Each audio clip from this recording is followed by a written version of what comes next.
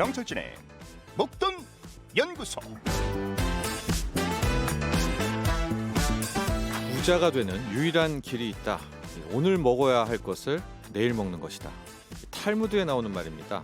바로 절제에 대해서 강조하는 건데요. 그러고 보니까 본인 스스로의 힘으로 부자가 된 사람들 대부분은 절제를 할 줄 알았던 사람들입니다. 멈출 때와 빠질 때, 그리고 참을 때를 알았던 분들이죠.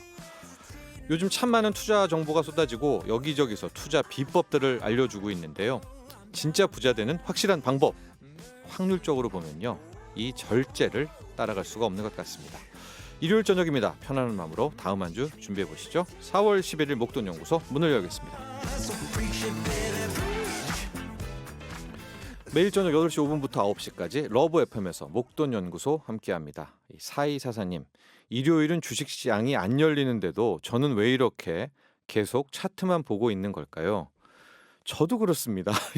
갖고 계신 종목, 또 앞으로 매수할 종목, 이런 것들 보면 계속 그 차트만 보고 있죠. 장도 안 열리는데 이제 그런 식으로 보시다 보면은 어쨌든 눈도 뜨이게 되고요. 본인만의 또 비법이라든가 이런 것도 만들 수 있으니까요. 자연스러운 행동이다, 이렇게 생각하십시오. 자, 궁금한 점, 또 전하고 싶은 이야기, 주식 실패담, 성공담, 참견, 하소연 모두 환영합니다. 샵 1035, 단문 50원, 장문 100원, 고릴라 유튜브 댓글은 무료입니다. 잠시 후엔 돈 되는 여행 알려주는 머니투어, 매일경제 신익수 기자와 함께하고요.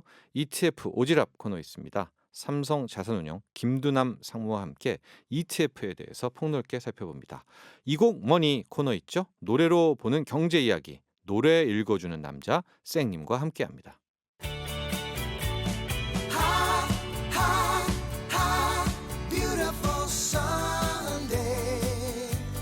어디론가 떠나고 싶어지는 주말입니다. 저희 목돈연구소는 처음부터 끝까지 하나에서 열까지 효율성과 경제성을 생각합니다. 일요일엔 돈 버는 여행 있습니다. 돈 버는 여행으로 여러분들 모셔보도록 하겠습니다. 머니투어, 투어 가이드 매일경제 신익수 기자와 함께합니다. 안녕하십니까? 네, 안녕하세요. 반갑습니다. 네. 네. 한 주 동안 네. 어땠나요? 요 시간만 기다렸습니다. 요 시간만 딱 기다리고요. 네. 정철진 앵커 얼굴만 떠올리고 있었습니다. 네. 네. 자주 너무나 이제 뭐 연락하지 마세요. 네, 톡이나 알겠습니다. 이런 것들. 네. 또 왜? 저도 네. 가정이 있고. 네, 그럼요. 네. 알죠, 알죠. 그래서 알겠습니다. 네. 떠나봐야죠. 떠나봐야죠. 네. 이번 주말도 역시나 한 주 동안 굉장히 또 시달리셨잖아요. 그러니까 사실은 여기가 제가 오늘 갈 곳이 멍 때리기 명당이 돼요. 요즘에 네. 땡멍이 유행하거든요. 그렇죠. 무슨 앞에 뭐 불 보면서 불멍, 네. 네.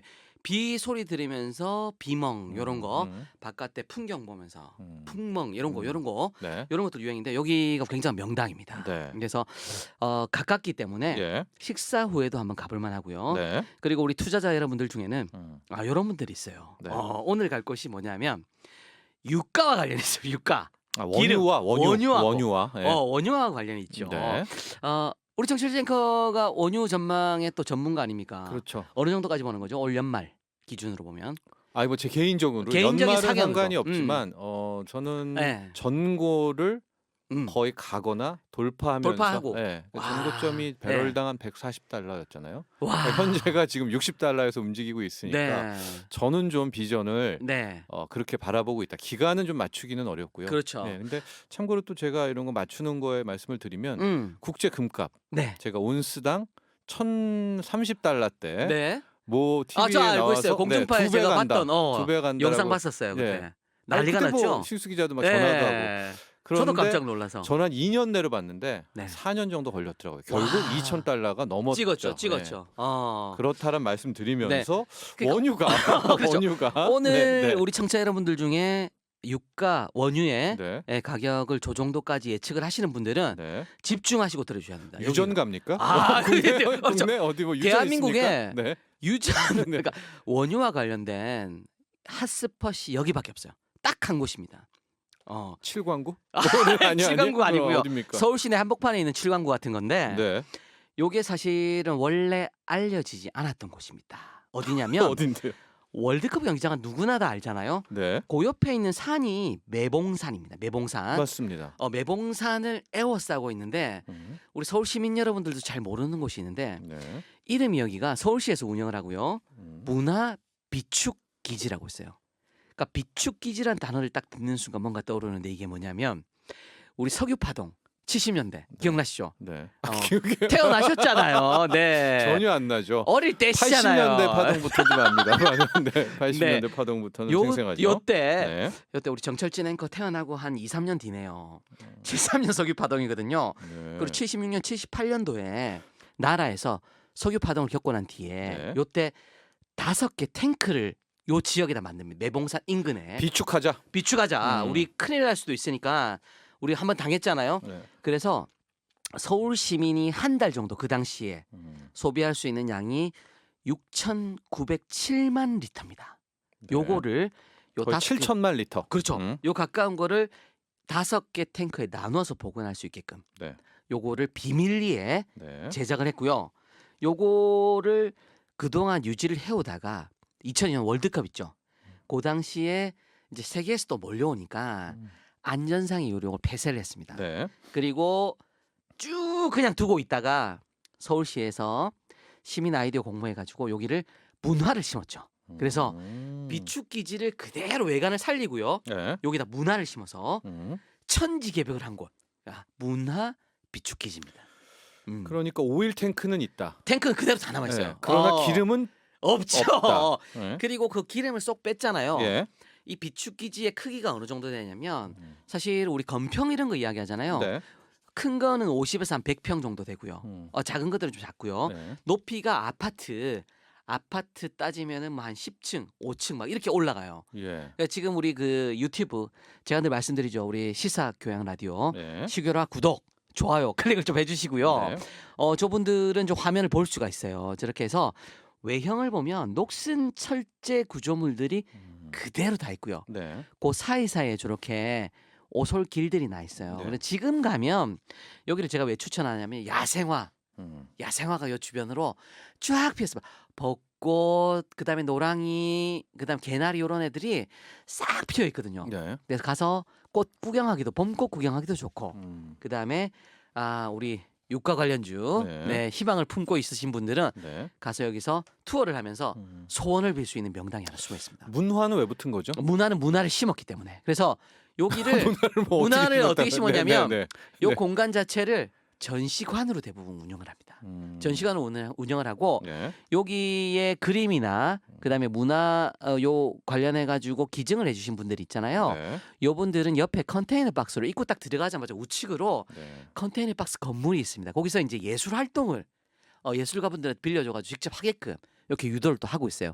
그래서 문화 비축 기지라 이렇게 부르는 거죠. 네. 네네. 알겠습니다. 음. 마포구 서울 월드컵 경기장 그 인근 그렇죠. 월드컵 경기장 바로 건너편 쪽입니다. 건너편 쪽. 네. 요게 사실은 거기에 터널이 하나 있잖아요. 네. 터널을 끼고 위쪽으로 돕니다.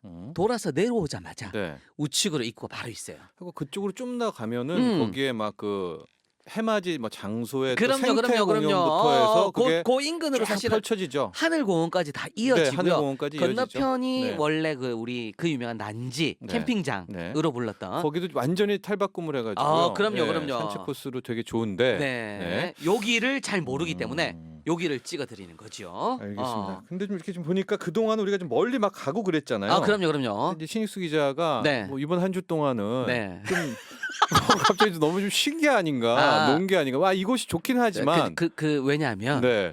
우리 뭐 좀 개인적인 일이 좀 있었나요? 빅 이벤트가 또 하나 있었잖아요. 서울시장 선거가 있었잖아요. 네, 그래서? 그래서 서울시와 관련이 있는 곳을 가다 보니까 네. 여기를 또 간단히 찍었고요. 그다음에 여기 소원 명당이 굉장히 네. 유명합니다. 그러니까 결코 이게 허술하게 추천하는 것은 아니다. 그렇죠. 아니다. 당연하죠. 네. 그리고 굉장히 이쁩니다. 네. 공간이 굉장히 크고요. 탱크들이 아파트 한 채씩 있는 거예요. 네, 그렇죠. 그렇게 보시면 되니까 투어 코스는 요게 원래 이제 탱크들이 T1부터 T6까지 이렇게 불러요. 네. 그래서 T0도 있어요. 요즘에는 T0를 마당을 T0라 부르더라고요. 네. 그래서 이렇게 보면 되고 들어가자마자 주차하시고요. 네. 주차장이 다 넓게 있으니까 네. 그다음에 우측으로 예. 딱 바로 보면 이야기관이 있고요. 예. 이야기관이 T5입니다. T5부터 역순으로 보시면 돼요. 그러니까 원부터 가지 말고 그렇죠. 팁이네요. 그렇죠. 네. 이게 탱크를 줄여서 T라 부르고요. 5입니다. 그래서 여기에 첫 관문부터 네. 굉장히 난립니다. 그래서 여기가 뭐가 있냐면 무슨 난리가 납니까? 여기가 소원 명당이에요. 그래서 네. 사실은 이게 소원 명당으로 이야기를 하진 않고요. 음. 저 지금 화면에 나오죠. 유튜브 보면 네. 우리 시교라 유튜브에 보면 지금 화면에 나오는데 저게 내부입니다. 내부 모습. 네. 내부에 저렇게 검게 돼 있고요. 음. 저 위에 기둥이 서 있고 저기에 프로젝트 빔으로 양쪽 벽면으로 비추는 거죠. 그래서 전시를 빔 전시 같은 거 있잖아요. 저런 걸 평소 때 볼 수가 있고요. 네. 지금 이제 코로나 때문에 상황이 이제 상황을 봐가면서 연출을 해주는데 저 관에 딱 들어가잖아요. 네. 저기를 보통은 전시관으로 알고 있는데 이야기관. 예. 제가 팁을 드릴게요. 저는 저거를 문화해설사님한테 직접 들었습니다. 네. 저기를 소원 명당으로 알고 계셔야 된다. 왜냐하면 그 해설사님이 얘기해 준 거네요. 그렇죠. 신익수 기자한테. 이곳은 소원 명당이다. 소원 이렇게. 명당으로 이야기 소개를 하는 대한민국의 여행 작가는 없어요. 우리 목돈 연구소에서만 알고 가자. 여기 그러니까 해설사님이 그런 얘기 한 건 맞아요? 100% 맞죠. 진짜로? 없는 말 지어내지 않습니다. 왜냐하면 네. 여기 사실은 그런 말 하기가 쉽진 않거든요. 그렇죠. 예, 문화해설사님이. 해설사님이 들어가서 여기서 소리를 내보라 그래요. 네. 그러면 그게 울림통, 거대한 울림통이잖아요. 네. 안에서 이렇게 정철진 딱 이렇게 이야기하잖아요. 네. 그러면 이게 60초 동안 1분 동안 울림이 50에서 60번이 울려져요. 그러니까 네. 철진 아, 예, 뭔지 알 것 계속 가는 같아요. 거죠. 네. 목돈 연구소 하면 목돈 계속 가는 네네네. 거거든요. 그래서 이 에코의 울림이 이게 전달이 되면서 음. 소원이 이루어지는 에코 소원 명당이다. 네. 그래서 우리 유가 음. 관련주 가지고 계신 분들은 네. 여기 들어가셔가지고 대박 이런 걸 외쳐보는 거죠. 대박 60번을 외쳐줍니다. 종목도 울림통. 같이 같이 부르면서 네. 뭐 내가 무슨 땡땡 오일을 들고 있다 네, 이러면 땡땡 오일 네. 대박 가자 네. 딱 이렇게 외쳐주면 가자 다 계속 외쳐주는 거죠. 네. WTI 그런 거 그렇죠. 네. 석유가 네. 텍사스 중진류 올라라 이렇게 네. 딱 이야기하면 중진류 하면서 다 올라가는 그 기운을 받는 거죠. 하고 그렇게 외치면 소원이 이루어진다라고 네. 문화해설사님께서 해설사님께서, 신익수 추천을- 기자에게만 네. 특별히 이야기를 해줬다. 그럼요. 그래 요게 어디 나오진 않습니다. 이야기관으로 그러니까 저도 좀 T5 네, 이야기관으로 네. 이렇게 설명을 네, 드리는데 알겠습니다. 네. 네. T5 아니, 간 다음에. 네. 근데 말이죠. 이게 진행자분은 보통 이렇게 수긍을 해주시는데 항상 이렇게 아니요. 미심쩍어 하시고 오늘은 좀 특이해서 그렇습니다. 네네네. 네. 그렇죠. 그리고 음. 이제 T5로 가야죠. 요 갔잖아요, T5, T5를 봤고요. 네. T4를 봐야죠. 이제 그렇죠. T4. T4를 보면 여기도 복합 문화 공간. 특이합니다. 그래서 여기는 탱크 주변으로 안에는 복합 문화 공간이고요. T4는 탱크 주변으로 둘레길이 형성이 되어 있습니다. 탱크 주변을 따라서 360도 돌아보라고 이렇게 네. 둘레길을 만들어 놨어요. 네. 그래서 저 지금 잠깐 화면에 나오죠. 우리 유튜브 네. 보시는 분들. 저기에 딱 서 있는 거 있죠. 저 자리가 둘레길 길이에요. 루트. 네. 그래서 벽이 저렇게 위로 올라가 있고요. 음. 그러니까 예전에 비축기지 탱크를 딱 놓으면서 폭격에도 견딜 수 있게끔 만들어 놨거든요. 네. 그러니까 저런 안전 장치들이 그대로 지금 다 남아 있는 거죠. 네. 그래서 저거 보면서 한 바퀴 쭉 둘러보시고요. 여기는 그거 있습니다. 우리 존버적들 있잖아요. 네. 존버적들 꼭 보셔야 되는 나무가 있는데 네. 여기서 사진을 찍습니다. 존버적들은. 뭐냐면 저기 옹벽이 있잖아요. 옆에 벽을 막아놨잖아요. 탱크가 있고 옹벽을 세워가지고 폭격에 견디도록 만들어놨잖아요. 네. 옹벽이 시멘트고 이렇게 발라놨는데 그 시멘트를 뚫고 오동나무 하나가 나와 있습니다. 네. 이게 사실은 그 폐쇄할 때 월드컵 2002년도 그때는 없었는데 그 이후에 시멘트를 뚫고 지가 나왔대요. 해설사 분이 네. 저한테 설명을 주셨습니다. 아, 그래서 네. 저 지금 네. 조 화면 네. 조 화면에 보면 저 나무 하나가 나와 있죠. 저게 오동나무거든요. 네. 저 옹벽을 뚫고 자란 그 존버 정신을 버틴 거죠. 버틴 옹벽을 거죠. 세울 네. 때. 그걸 버티고 씨를 딱 참고 있다가 네. 자기가 저거 뚫고 나온 거죠. 저 정신을 우리가 배워가지고 그리고 2002년에 건설을 하고 네네. 다들 떠났을 때 아무도 그렇죠. 관심을 갖지 그렇죠. 않았을 때 네. 저만큼 좀 자랐다는 건가요? 그럼요, 저 그럼요. 벽을 뚫고. 벽을 뚫고 저렇게 네. 자라오른 거죠. 네. 지금까지. 네. 네. 그래서 다른 거는 다 또 여기 팁4 보면서 구경들 하시고요. 네. 그다음 재밌는 곳이 요거 있어요. 어디에 있냐면 T2 정상. 여기가 뭐냐면 탱크2는 네. 옥상 정원이에요. 그러니까 우리 그 왜 파빌리온 같은 느낌, 그리스 뭐 신전 이런 느낌으로 야외 공연장을 만들어놨어요. 그래서 우리 목돈 연구소 팀 네. 나중에 그 현장에서 야외 우리 실황 중계 이런 거 하면 네. 장소를 친히 또 빌려주겠다고 이런 말씀 주셔가지고 그 예술사님께서 예술사님께서 네, 네. 우리 한번 가는 걸로. 네. 네, 그리고 T2. T2 네. 그 밑쪽으로 내려오시면 요거 있어요. 예전에 코로나 이전에 네. 중국인 관람객들 많이 오잖아요. 오셔서 여기서 드라마 이승기 씨 나왔던 건데 이승기 씨가 군대 갔다 오고 나서 그래요? 네. 바로 제대하자마자 첫 출연했던 드라마가 화육이라고 있었거든요. 예. 손오공의 전설을 또 가져와서 네. 차용해가지고 했던 차승원 씨 나오고 이승기 씨 나왔던. 요거. 네. 그래가지고 요거 화육이 촬영지니까 네. 여기도 한번 구경하신 다음에 음. 돌아보고 쭉 나오시면 되겠죠. 네. 네네. 자 이제 돌았습니다. 돌았어요. 예. 네. 그 배도 좀 출출할 것 같아서 아, 그렇죠, 먹거리도 그렇죠, 좀 그렇죠. 해봐야 되겠고요. 네. 네네. 예. 또 그 아. 먹거리 빨리 먹고 네. 그 아까 말한 그 생태공원까지 그 라인도 아, 난지도까지 그럼요, 함께 그럼요. 쫙 소개해주면서 마치도록 하죠. 그렇죠. 네. 티 중에서 원래 없었던 건데 음. 건물로 탱크처럼 만든 게 있어요. 그러니까 그 폐자재들 가져와서 거기가 카페로 운영이 되고 있거든요. 네. 네. 그래서 그 카페에 가시면 보통 유명한 커피가 있는데 그 1층에 네. 커피가 철제에 담아줘요. 음. 그 약간 좀 그 왜 캠핑 느낌으로. 네. 그래서 그 커피 한 잔 딱 드시고 네. 그다음에 요 주변으로 해서 나와가지고 뒤쪽으로는 요즘에 그 샛별숲이라고 음. 그 마켓 땡땡이라고 굉장히 유명한 유통사가 네. 있어요. 거기 뒤에서 친환경으로 또 심어놓은 숲이 있으니까 보고 네. 그다음에 이제 우리가 아까 정철진 앵커 말씀 주셨던 하늘공원까지 가셔도 되고 네. 아니면 건너편에 난지공원까지 가셔도 네. 되고 네. 근데 요즘에 여기가 천지개벽이었죠. 4월부터 오픈을 새로 시작했는데 리뉴얼 완전히 거쳤어요. 코로나 네. 시기에. 네. 그래가지고 여기 캠핑 존을 5개 테마로 해가지고 음. 새롭게 꾸며놨으니까 네. 한번 가셔서 네 재밌게 즐기시고 여기가 원래 바베큐 존으로 유명하거든요. 네. 최근에는 여기 그냥 몸만 가면 되도록 글램핑 존까지 텐트를 쳐놓고 만들어놨으니까 네. 숙박하셔도 되고요. 네. 네 재밌게 바베큐 구워 드시고 네. 나오셔도 됩니다. 저 그렇습니다. 화면 보면 지금 잠깐 네. 저렇게 우리 동네 음. 공원 이래가지고 저렇게 시에서 운영하는 구에서 운영하는 저 프로그램도 있거든요. 네. 그래서 하늘공원하고 난지 캠프까지 해서 둘레길 둘러보는 코스로 꾸며놓고 있습니다. 제 사무실이 이제 상암동에 있잖아요. 상암에 네. 계십니다. 상암동에 있어서 네. 하루에 어쨌든 이제 투자에 음. 항상 늘 등락이 있는 거 아니겠습니까? 그럼요. 그 스트레스가 어마어마하죠. 네, 어마어마하고 투자 네. 승률이 아주 안 좋을 때 네. 뜁니다. 그럼요. 저기 이제 달리는 거예요, 무작정. 네. 네.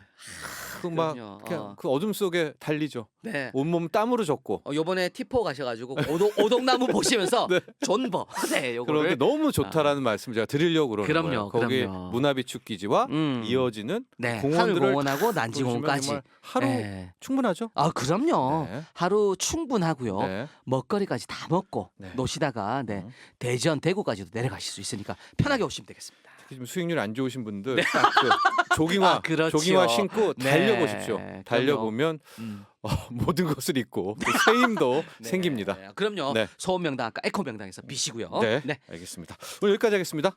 고맙습니다. 네, 돈 되는 여행 머니투어 지금까지 매일경제 신익수 기자였습니다. You gon' get some.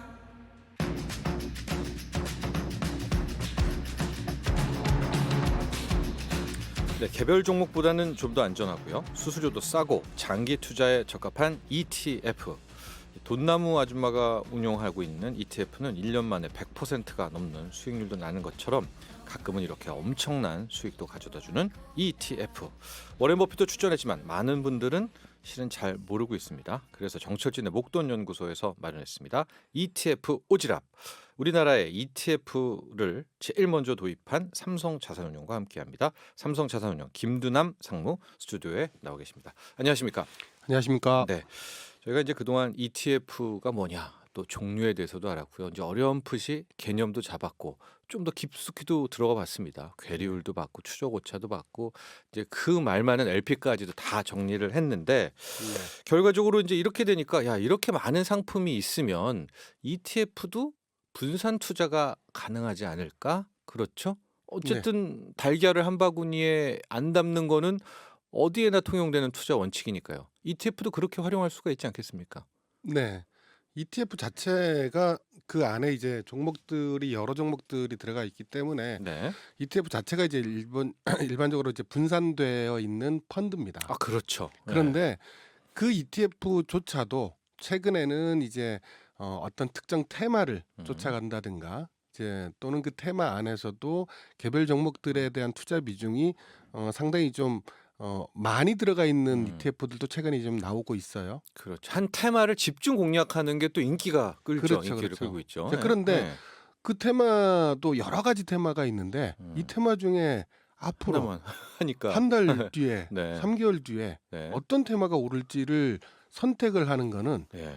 사실 주식시장에 상장돼 있는 수많은 종목 중에 한 종목을 선택하는 것만큼 또 어렵기도 합니다. 네. 예, 그래서 그 ETF들 분산이 되어 있는 ETF들을 또 여러 개를 섞어서 그걸 이제 분산된 포트폴리오를 만드는 거를 EMP라고 부릅니다. 네. EMP라고 하는 용어는 이제 ETF 매니지드 포트폴리오라고 하는데 네. 그러니까 ETF로 구성돼서 운영되는 포트폴리오다라고 네. 이제 보시면 되고요. EMP가 좋은 점은 이제 예를 들어서 그렇게 아주 큰 그러니까 잘 분산된 well diversified라고 얘기하는 그 잘 분산된 포트폴리오를 구성을 하려면 네. 종목을 뭐 상당히 많이 투자를 해야 되고요. 네. 그다음에 또 국내뿐만 아니라 미국에 있는 종목도 사야 되고 그렇죠. 막 여러 가지가 국내 이제 해외도 섞어야 네, 되죠. 섞어야 네. 되고 뭐 주식 채권도 섞어야 되고 막 음. 이렇게 될 텐데 근데 이제 EMP로 구성을 하게 되면 즉 ETF 몇 가지를 골라서 또 포트폴리오 구성하게 되면 네. ETF를 한 너댓 개 서너 개만 이제 구성을 해도 충분히 안정된 포트폴리오가 나올 수 있기 때문에 또 이 안정된 수익을 중위험 중수익을 추구하는 사람들 중에는 EMP 형태의 운용 방식을 또 선호하는 분들도 많이 계세요. 그걸 본인이 구성하려면 좀 실력이 있어야 되잖아요. 아니면 누구한테 조언이나 가이드를 받을 수가 있나요? 뭐 물론 이제 ETF 랩이라고 하는 그런 자문 네. 포트폴리오를 운영하고 있는 증권사들도 있고요. 네. 뭐 다양한 형태로 할 수가 있는데 근데 이제 본인이 직접 할 수도 있습니다. 근데 이제 이 본인이 직접 할 때는 네. 예, 그 항상 이제 투자 목적에 맞는 예. 포트폴리오를 먼저 구성을 한 다음에 그 안에서 이제 일정 부분을 저희가 이제 보통 표현하기를 이제 펀 투자라고 하거든요. 네. 그러니까 재미로 투자를 하는 부분도 어느 정도 이제 들어갈 수가 있는데 근데 지금은 이제 많은 분들이 예. 내가 가지고 있는 모든 돈을 재미 안에다가 이제 다 넣는 거죠. 예. 무슨 말씀이냐면 네네. 예를 들어서 제가 이제 뭐 한 5년 후에 10년 후에 저희 이제 투자의 목표는 뭐 해외 여행을 간다. 예. 이제 이렇게 됐을 때 뭐 집을 산다도 되겠죠. 네, 집을 네, 산다도 네, 될 네. 수도 있지만 이제 뭐 집을 산다라고 하는 거는 상당히 많은 네. 많은 돈, 기간과 네, 많은 돈이 필요할 차 거고요. 산다. 차 네, 산다. 네. 차를 네. 산다라고 하면 예를 들어서 이제 고급차를 산다라고 했을 때 목표 수익률을 내가 목표 이제 투자 네. 회수 금액을 한 5천만 원을 네. 잡았다라고 했는데 이거를 5천만 원을 얻기 위해서 지금 한 1,000만 원을 가지고 5배의 수익을 내야 된다. 내기는 상당히 어려운 겁니다. 예. 예. 이제 그러다 보니까 내가 예를 들어 지금 현재 1,000만 원이 있는데 이거를 5년 후, 10년 후에 얼마큼의 투자를 이제 수익을 정확하게 얻을 것이냐라고 예. 이제 가지고 포트폴리오를 구성을 할 때 네. 이거를 어느 정도 이제 리스크를 감안을 해서 위험을 감안을 해서 이제 포트폴리오를 구성을 할 텐데 그때 만일에 제 목표 수익률 달성이 안 되게 되면 네. 그거를 고급차에서 등급을 하나 낮추면 돼요. 네. 예. 네. 그러니까 네. 뭐 이게 리스크에 노출이 많이 돼서 네. 이게 이제 손실이 난다 또는 뭐 수익이 달성이 안 된다고 해서 뭐 이렇게 생활에 큰 지장이 생기지는 않는다라는 거죠. 네. 이제 이런 경우에는 좀 더 리스크한 포트폴리오를 이제 구성할 수가 있는 거죠. 이제 이렇게 되면 아까 말씀드린 대로 ETF 중에 네. 테마형 위주로 한 두세 개를 섞어가지고 포트를 구성을 할 수도 있고요. 네. 뭐 최근에 이제 뭐 2차 전지라든가 미래차라든가 또는 뭐 신재생에너지라든가 뭐 이런 다양한 이제 뭐 테마들을 뭐 이제 솔라라든가 뭐 잘 섞겠죠. 섞어가지고 네. 이제 할 수가 있는 네. 거죠. 그런데 뭐 예를 들어서 대학 등록금이다. 네. 이걸 반드시 대학 등록금을 이제 내야 된다라고 하면 이 돈이 손실이 나거나 문제가 생길 때는 또 기간도 맞아야 되잖아요. 예, 예, 예. 네. 손실이 나게 되면 대학을 못 다니는 일이 네. 벌어지게 되잖아요. 네. 이제 이렇게 되면 그 경우에는 좀 위험을 좀 줄이는 네. 그런 포트폴리오를 이제 구성을 해야 되니까 네. 그럴 때는 목표 수익률도 좀 낮춰야 되고요. 이럴 때는 좀 더 안정적인 포트폴리오를 구성을 해야 되겠죠. 네. 그런 방법은 좀 시장 지수형 ETF에다가 그래도 너무 시장 지수형이 밋밋하다 그러면 여기에 한 20-30% 정도를 아까 말씀드렸던 그런 테마를 섞는 네. 이런 형태의 이제 포트폴리오가 구성이 가능하겠고요. 또 뭐 결혼 자금이다. 네. 이제 이런 경우도 뭐 좀 더 보수적으로 아니 이거를- 보통 공격적 아닌가요? 안 하면 되잖아요 결혼도. 그런 거는 좀 네. 예. 알겠습니다. 하여간 더 안정적으로. 예, 네. 예. 내가 지금 이 투자를 통해서 얻으려고 그 돈을 얻어서 수익을 얻어서 네. 어디다 쓸 건지를 정확하게 디파인을 하신 다음에 정의를 내리신 다음에 거기에 맞는 목표 수익률을 설정을 하고 그 목표 수익률에 따라서 내가 얼마만큼의 위험을 가질 것인지를 판단을 하시는 게 좋습니다. 근데 일반인들이 예. 이게 더 위험할까? 혹은 이렇게 두 개를 섞어야 이제 서로 상호 보완이 될까? 지금 이게 좀 어려운 영역이니까 뭐 조언이라든가 가이드를 좀 받고 싶다면 상무님 찾아가면 됩니까? 이거 공부해야 됩니까? 어떻게 해야 돼요? 보통 이제 증권사나 이제 네. 은행의 이제 PB들, 네. PB분들이 그런 부분들에 대한 교육은 잘 되어 있으시기 좀 때문에 모델 포트폴리오를 좀 알았으면 좋겠는데 그러기에는 좀 어렵겠죠. 그런 그 것들 누가 모델 제시해 포트폴리오라고 주거나. 하는 것도 음. 마찬가지로 아까 말씀드린 대로 투자 목적이 뭐냐에 네. 따라서 다양하게 이제 바뀔 수가 있습니다.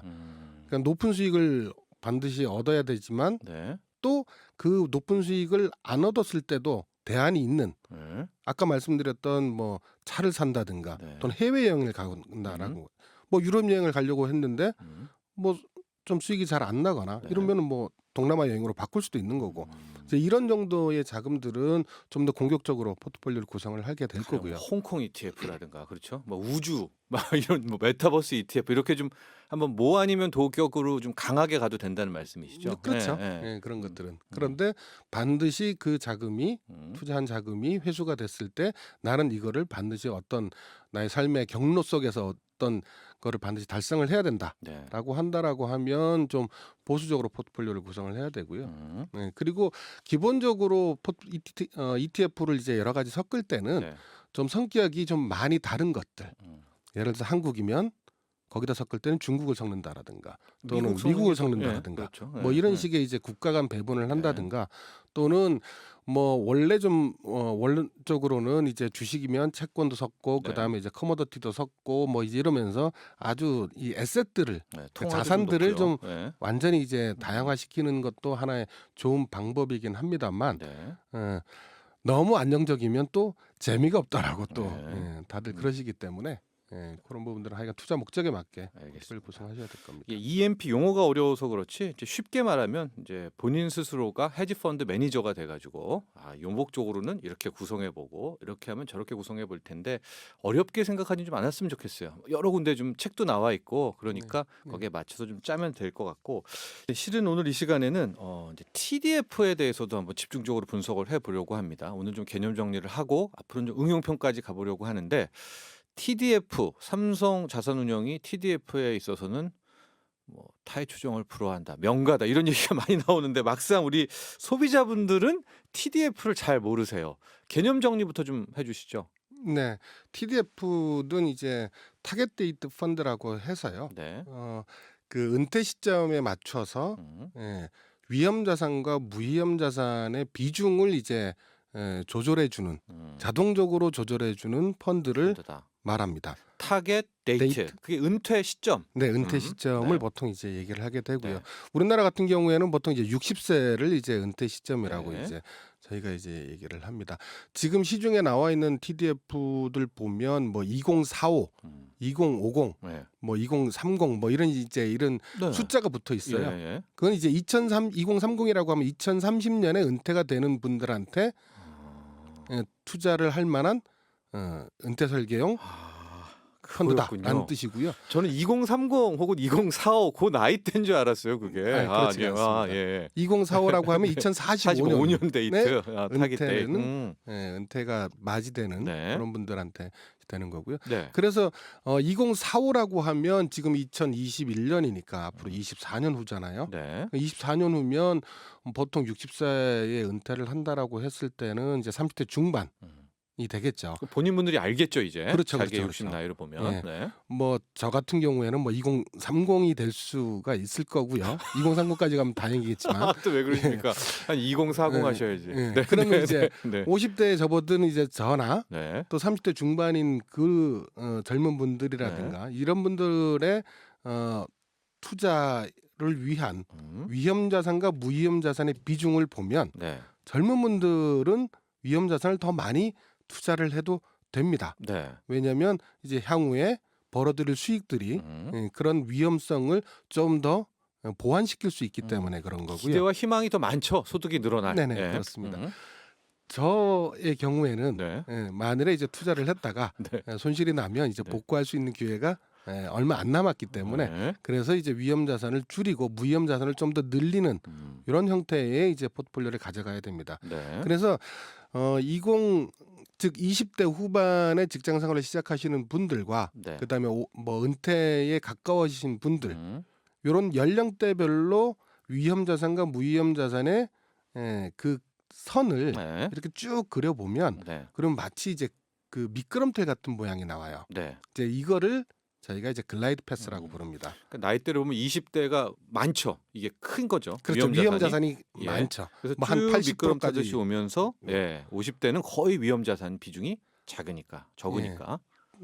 적긴 한데 그래도 한 30% 정도는 보통 이제 해야 네. 또 이제 은퇴 이후에도 또 이제 쭉 이제 한 90세까지 네. 필요한 그런 인컴들을 확보할 수 있는 그런 포트폴리오가 될 그러니까 거고요. 그게 재무 설계에 뭐 생애 주기에 그 뭐 주식 채권 비중 그런 거와 좀 개념은 유사한 것 같습니다. 네네네, 맞습니다. 예. 정확하게 이제 생애 주기에 따라서 이제 위험 자산과 무위험 자산을 어떻게 배분할 것이냐라고 네. 하는 거를 그대로 펀드에다가 놓은 것이 이제 TDF고 네. 그래서 보통 이제 퇴직연금이라든가 이런 데서 이제 투자를 하실 때 네. TDF에다가 그냥 투자를 하고 내 은퇴 시점에 맞는 숫자가 들어가 있는 네. 그 TDF에다 투자를 하고 그냥 잊어버려도 그래도 돼요. 그건 이제 자산운용사가 해주나요? 아 그렇죠. 네. 이게 TDF가 정말 좋은 상품인 것 중에 또 하나가 또 뭐냐면요. 네. 보통 이제 퇴직연금을 이제 적립식으로 투자를 한단 말입니다. 그렇죠. 적립식으로 투자를 하다 보면 한 10년 투자하면 이게 적립식의 효과가 많이 떨어져요. 왜 그러냐면 예. 10년 동안 불입한 금액이 커지기 때문에 그 돈이 또 거치식처럼 움직이겠네요. 그렇죠. 그게 거치식처럼 네. 움직이기 때문에 이제 이게 10년, 15년, 20년 되면 예. 시장이 어떻게 움직이냐에 따라서 퇴직연금의 전체 수익률이 크게 좌우가 됩니다. 네. 이제 그런데 TDF는 알아서 그 안에서 위험 자산의 비중을 줄여 주기 때문에 네. 그래서 또 효과가 있는 것이죠. 그곳을 삼성 자산운용도 이제 하지 않습니까? 네네. 예. 이제 있을 거 아니에요, 상품들이. 네. 다른 운용사들도 있나요? 있습니다. TDF들이? 예, 뭐 미래에셋 자산운용, 그다음에 한국투자신탁운용 뭐 이런 데들도 다 TDF를 출시를 했고요. 네. 예. 그럴 때는 뭘 보고 골라야 됩니까? 현재 수익률을 골라야 됩니까? 아니면 이제 봐야 되나요? 자산운용이 종목이 편입 종목이 뭔지? 사실 TDF는 수익률을 보고 고르는 건 아닙니다. 네. 왜 그러냐면 시장이 오를 때는 네. 지금 현재 TDF들 똑같은 2045라고 하더라도 음. 각 운용사들마다 2045라고 하는 TDF 안에 네. 위험 자산의 비중은 조금씩 달라요. 네. 왜 그러냐면 이제 그 글라이드 패스를 설계하는 메커니즘이 조금씩 다르기 때문에 그런데 네. 시장이 오른다라고 하면 위험 자산의 비중이 높은 것이 당연히 수익률이 좋겠죠. 예. 시장이 빠진다라고 하면 위험 자산의 비중이 낮은 것이 수익률이 좋겠죠. 연령과 상관없이요. 예. 네. 그러니까 그냥 막연히 수익률이 좋다라고 해서 그 TDF가 좋은 TDF라는 거는 아닙니다. 알겠습니다. 왜냐면 어차피 그 네. TDF는 은퇴 시점까지 쭉 맞춰서 설계가 된 거기 때문에 네. 그래서 사실은 뭐 저희 삼성자산운용뿐만이 아니라 다른 회사의 TDF도 뭐 큰 차이가 나질 않는다라고 보시면 될 것 네, 같습니다. 이 타겟 데이트 펀드 그러니까 어떤 은퇴 시점에 맞춰서 펀드를 구성을 하게 되는데 물론 이제 ETF로 구성한다는 거겠죠. 또 그런 것만은 아니고 그런 것만은 아니고 아니고 그 안에 이제 ETF를 구성하는 경우도 있고요. 경우도 있지만 또는 또 어떤 펀드로 특정 음. 펀드로 또 구성을 또 하는 경우도 있고요. 이 부분은요 우리가 다음 시간에 좀 더 내용과 실전을 한 번 더 점검을 해봐야 될 것 같습니다. 일단은 오늘은 여기까지 하겠습니다. 감사합니다. 네, 감사합니다. 지금까지 삼성자산운용 김두남 상무와 함께했습니다.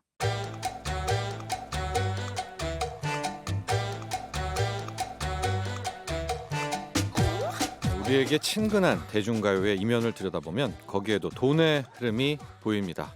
그 돈의 흐름, 경제의 흐름을 건드려주는 시간. 이곡 머니 코너입니다.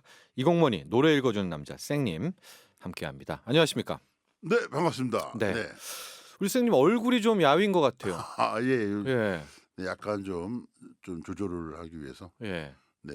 그 낯빛이나 이런 건 아주 좋으신데. 아, 그래요? 예, 감사합니다. 예. 아, 다이어트. 뭐 그런 거그 뭐냐 하여간 이제 알겠습니다. 하여간 좀 조종, 네. 미세한 조종. 예. 또 오늘 패션도 안에 또 이 아, 예. 붉은 자주 좀 붉은 이 색깔을 빛깔, 자주 예. 입으려고요. 네, 왜냐하면 네, 좀 이렇게 좀 딱 열었을 때 뭐 휴대폰이나 뭐 네. 주식창 열었을 때 네, 온통 좀 시뻘겠으면 하는 마음에 네, 네, 하도 그냥 퍼런 걸 많이 봐서. 예. 네. 예.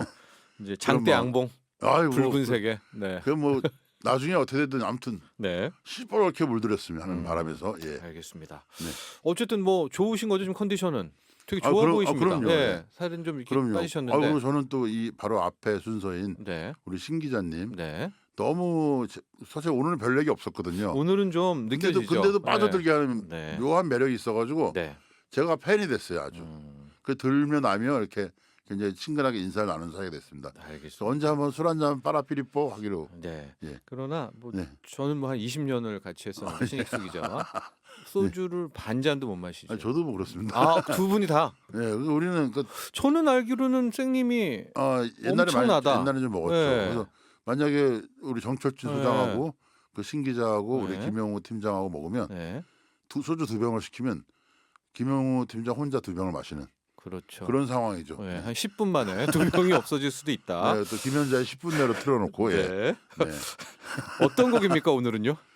네, 오늘은 어떤 곡이에요? 오늘은 좀 문제적 가요를 한번 골라봤어요. 할 때가 됐죠 우리가 문제적 가요. 문제적 가요. 그래서 이 노래는 처음으로 이제 방송이 됐는데 TV에 나오자마자 경찰에 신고가 들어갑니다. 그날.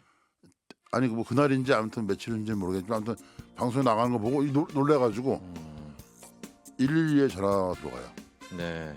지금 음악이 나오고 있죠. 네, 바로 이 노래죠. 바로 이 노래입니다. 여보세요, 경찰서죠? 네, 무슨 일입니까? 누가 마약을 한 것 같아요. 누군데요? 지금 신인 가수라고 나오는데 저 사람 저거 약 먹지 않고서 저렇게 못해요. 바로 이제 김은국 씨를 보고 김은국 씨의 이제 호랑나비. 네, 경찰에 신고가 접수되는 약물 약 중독인 것 같다. 네, 선생님 저는 개인적으로 네. 생생한 게 기억이요. 네. 첫 방송 있잖아요. 어, 김은국 씨가 호랑나비 첫날 불렀던 그 현장을 TV로 봤죠. 역사적인 장면을 역사적인 장면을. 1989년인데 그렇죠. 그러니까 제가 한 고 3인데 오 공부하다 말고 이제 뭐 하다가 잠깐 나 쉬자. TV를 봤는데 공부 잘했어. 그러고 나 보면서도 어떻게 그 S를 순간에 갔어요. 예, 등장을 한 거죠. 예, 예. 주고 완전히 그냥 완전히 그 막 어땠는데? 대굴대굴 몇 번 굴렀죠. 그 충격이 어떠셨습니까? 그러니까 웃음을 참지 못한 정도가 아니라 뭐 네. 빵 터진 정도가 아니라 그 여운과 아, 그게 한창 갔는데 네. 바로 그 다음 날부터 네. 진짜 세상은 완전히 호랑나비로 바뀌어 있더라고요. 뭐 바뀌고 사실은 김은국 씨가 감당이 안 될 정도의 인기를 누렸어요. 네. 근데 김은국 씨가 사실 무명 시절에 네. 그 강석 씨라고 있어요. 그 싱글벙글 쇼 네, 진행을 오래 강석 하셨던 기범 강석. 네. 그분이 이제 월계동이고 네. 이분은 아시잖아요. 번동 번동 다 그 동네. 도봉구 도봉 번동. 옛날에는 네. 월계동도 도봉구였어요. 음. 지금은 노원구지만. 네. 그래서 이분들이 거기 그 개천이 하나 있어. 음. 그 청계천 지류죠. 네. 그 물이 옛날에 맑았어요. 어. 거기서 이제 강석 씨가 쪽대를 이렇게 고기 잡는 쪽대를 하고 야 뭐라 그러면 저쪽에서 이제 김은국 씨가 물고기를 몰아오는 거야. 그게 몇 년도입니까? 그날 그때 그랬어요, 그 진짜로. 전이죠, 전. 89년 데뷔하기 전이죠. 80년대 한 뭐, 번동 그 지류가 예. 지류에. 그때 맑아서 물고기가? 80년 초반쯤 되겠죠. 예. 그때 막 고기를 몰아오면 네. 근데 그 동작이 고기를 몰아오는 동작 오른 다리와 오른팔이 같이 나가면서 네. 오른팔은 스윙을 하고 이렇게 네. 다리는 팔자로 이렇게 쫙 뻗고 네. 또 왼발도 마찬가지로 고기를 모는 동작. 네. 이게 바로 호랑나비의 그 말하자면 안무 컨셉. 아이덴티티. 네. 호랑나비 춤의 기본이다. 그 스텝. 그러다 넘어지잖아요, 또. 넘어지진 않나? 넘어질 듯 그 부분은 일어나나? 이제 또 네. 아이디어가 가미된 건데 아, 예. 그거 이제 포인트 댄스라고 하죠. 네. 그 부분은. 네. 넘어지는 부분은 음. 이제 여기서 이거예요. 호랑나비가 네. 호랑나비야 나라봐 여기 첫 번째 넘어집니다. 그래서 네. 넘어지는 건 아니고 원래는 비틀거려요. 그러다가 예. 중심 못 잡으면 넘어지는 거고 예. 원래 컨셉은 넘어지지는 않는 겁니다. 넘어지진 않았던 것 같아요. 원래 넘어지지 않고 예. 이 비틀거리는 건데 이제 네. 기본 컨셉이 이거죠. 이거 예. 좌우로 흔들다가 팔다리가 같이 예, 나가고 같이 팔다리 같이 나가야 돼요. 나가고. 항상 예, 예, 같이 나가죠. 약간 예. 약간 좀 우스운 보행할 때처럼. 예. 그러다가 요 부분 호랑나비야 날아봐 그래서 막 뒤집고 빠지고 가죠. 그쵸. 그때 댄스를 이제 생각을 한 거 어떻게 할까? 네. 야 그러면 여기서 비틀거려야겠다. 비틀거려서 이제 무릎 쪽에 힘을 빼고 비틀거리는 동작을 했는데 되게 잘한 거야. 맞아요. 지금 못해요. 네. 지금은 좀 체구가 나가거든요. 네. 그때는 굉장히 말랐어. 또 축구 선수 출신이잖아요. 아니, 뭐 축구를 좋아하기는 좋아하는 잘은 못하고. 선수가 아니라 네. 잘은 못하고 네, 아무튼 네, 네. 축구 선수 한때는 뭐 했었어요. 꿈도 꿨는 네. 돈이 드니까 이제 네. 못하 집에 가난해가지고 음. 어머니가 네. 지금 나오네요. 지금 네. 저 유튜브에 보이시는 굉장히 저때 마르셨네요. 이게 근데 말하자면 네. 누구의 탄생 그 장면은 비슷하지 않습니까? 그 계단 위에 올라가 있는 그 배트맨에 나오는 그 악역 쪼코? 쪼코의 네. 탄생하고 쪼코 탄생해서 계단 위에서 댄스가 있죠 그때. 쪼코가 네, 이렇게 쪼코. 뒤로 넘어지는 듯한 비슷해요. 네. 저는 쪼코가 요 춤을 본 게 아닌가. 마치 그런 생각까지 들 정도로 네. 쪼코의 탄생하고 비슷합니다. 근데 네. 어쨌든 저런 동작들 그리고 이제 김웅구 씨 해가 됐는데 네. 사실은 왜 그랬냐 그랬더니 호랑나비가 이렇게 날아다니는 날개짓하는 모습을 연구한 거예요. 근데 굉장히 부정형적으로 날아다녀요 나비가. 네. 그렇죠? 네. 굉장히 불안하고 네. 그리고 이 단어가 나와 즐겨 찾느니 뭐 하나 뭐 이런 부분 가사 중에 하나 없다. 즐겨 근데 찾는 이가 하나 없다. 즐겨 찾는 하나는 즐겨 네. 찾는 네. 요거 나중에 윈도우즈에 네. 즐겨 즐겨찾기? 찾기가 나옵니다. 네. 그래서 제가 깜짝 놀란 게 아니 이 시절에 이미 즐겨찾기를. 즐겨찾기를 네. 좀 앞서갔다. 네. 이 노래를 이제 쓴 분이 재밌는데 네.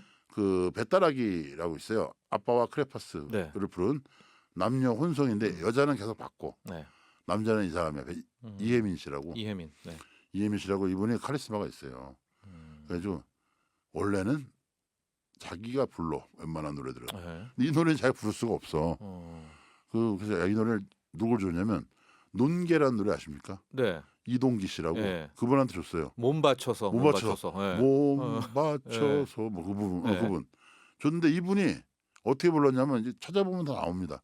유튜브에 있는데 한번 보십시오. 이동기의 이동기의 호랑나비. 호랑나비 춤 나와요. 이동기의 호랑나비. 근데 어떻게 불렀냐면 이분은 울었어 좀. 이런 식으로. 발라드. 아니 발라드는 아니고 락인데 락. 네.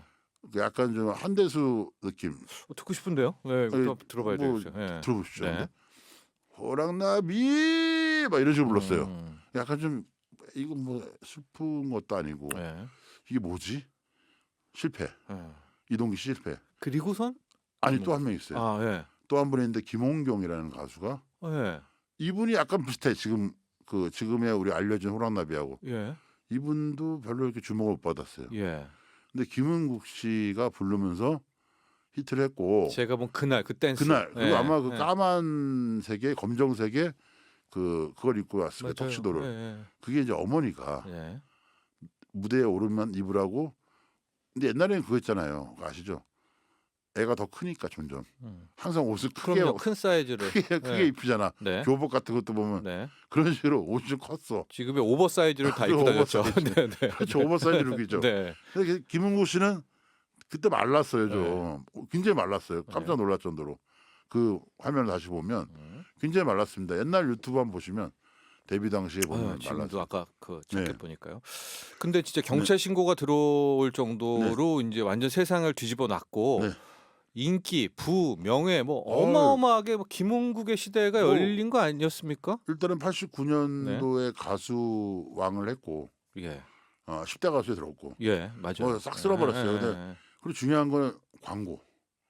얼마 정도였어요? 광고랑 광고는 다 찍었어. 그랬던 것 같아요. 예, 근데 이제 다 보통 이런 네. 재밌는 컨셉은 네. 그 당시에는 약 광고는 잘 안 들어왔어요. 네. 약은 뭔가 신뢰. 신뢰를 예, 줘야 예, 되는데 예. 김웅 씨 너무 좀 비틀거리고 그러니까. 네. 근데 이거 뭐 어떤 광고였냐면 감기약 광고에 이제 김웅 씨가 이제 그 출연했는데 아, 약까지 섭렵했군요. 감기약까지. 음. 근데 그 카피가 이거야. 호랑나비만 찾지 말고 감기부터 치료해. 그러니까 이제 감기에 걸려서 비틀거리는 걸로. 막 그런 약간 그런 컨셉. 네. 예. 그래서 뭐 광고는 다 해주는데 이 영광을 네. 이동기 씨라든지 네. 좀 다른 스타일로 해서 김홍경 그때 씨. 이동기 네. 씨, 그다음에 네. 좀 자기가 자기 것으로 못했던 김홍경 씨 이런 분들은 기회를 놓친 거죠. 그리고 김은국이 자기 걸로 이렇게 만들어 가지고 아주 히트시키면서 어마어마한 상품을 만든 거죠. 그러니까요. 예. 뭐 정말 많은 걸 흥행을 시켰는데 사실 지금 김은국 씨가 있게 된 것도 호랑나비. 호랑나비 때문에. 그다음에 예능에 출연하죠. 네. 일요일 일요일 밤에 네. 그 노사연 씨하고 주병진. 주병진 씨가 네. 같이 나와서 배워봅시다라는 네. 프로에 그 거기서 으아 하고 이제 결혼까지 하고 다 중계됐어. 거기서 애가 태어나는데 애 이름이 뭐냐? 그 번칠이다. 왜 번칠이냐? 으아 응애예요 하면서 번칠동에 살아서 번칠이다. 뭐 그런 식의 네.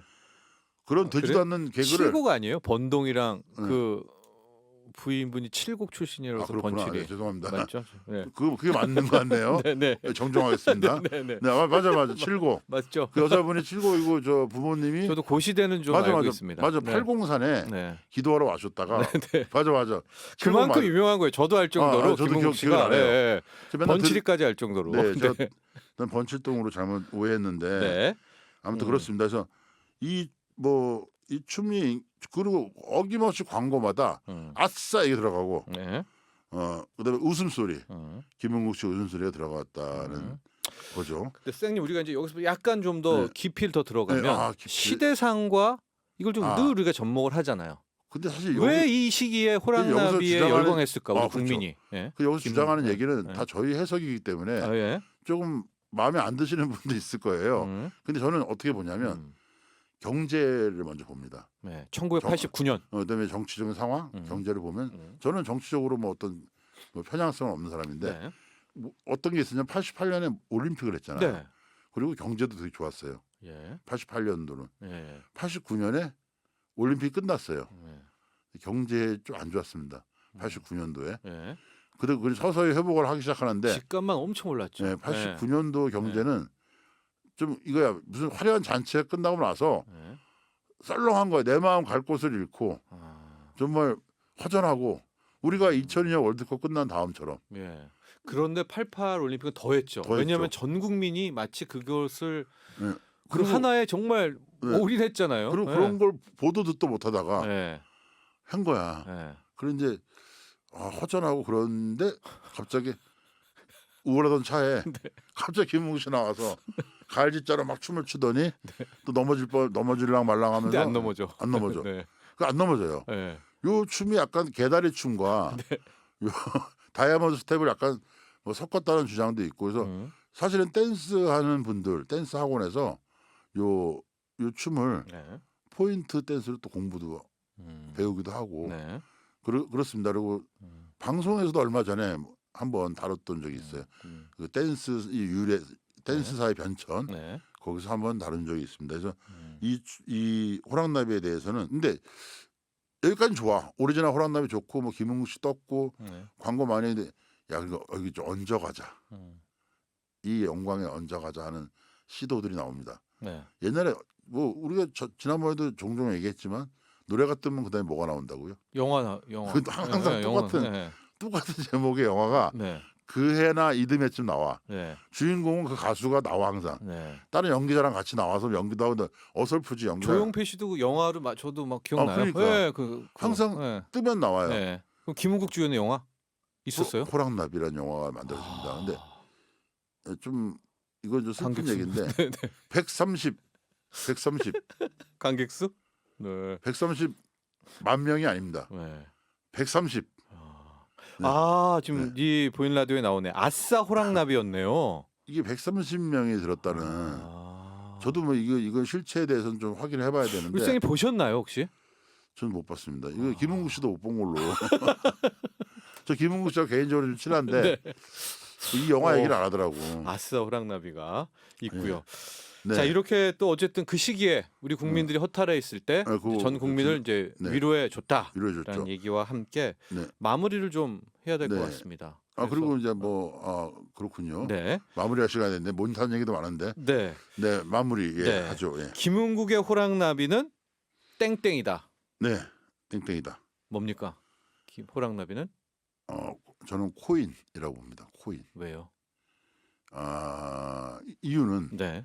그게 나왔을 때 가치는 아무도 모릅니다. 네. 그리고 얘기했죠. 이동기 씨 들었다가 던지고 네. 김홍경 씨 네. 들었다가 던지고. 네. 근데 김홍국은 가져간 거야. 네. 가져가다 보니까 수익이 좋네. 네. 어마어마했죠. 또 이게 뭐 진짜 그리고 뭐. 그 불안한 춤 호랑나비가 변동성 코인도. 네. 변동성이 있고 불안정해. 네. 불안정해. 알 수가 없어. 네. 그리고 굉장히 파격적이야. 네. 이게 지금 부활의 김태훈 씨가 호랑나비를 네. 코리안 프로그레시브라고 그랬어요. 네. 기존의 세력에 저항한 노래. 음. 코인도 마찬가지로 기존의 어떤 화폐나 그런 금융시장에 좀 말하자면 좀 새로운 바람을 일으킨 네. 새로운 화폐가 아닌가. 음. 그런 점에서는 감히 네. 김흥국이 호랑나비는 땡땡이다 그러면 거기다가 코인을 집어넣고 있습니다. 코인이다. 코인이다. 알겠습니다. 예. 자, 오늘은 김은국 씨의 호랑나비를 네, 살펴봤습니다. 잘 아는 얘기 나오니까 우리 또 소장님 네. 반가워하시고 네. 좋네요. 예. 알겠습니다. 오늘 여기까지 하겠습니다. 예. 네, 감사합니다. 네. 노래 읽어주는 남자 쌩님이었습니다. 네, 오늘 준비한 소식은 여기까지입니다. 이 김은국의 호랑나비 오늘 끝곡으로 들으면서요. 정철진의 목돈연구소 마치겠습니다. 내일 저녁 8시 5분에 다시 찾아뵙겠습니다. 여러분 감사합니다.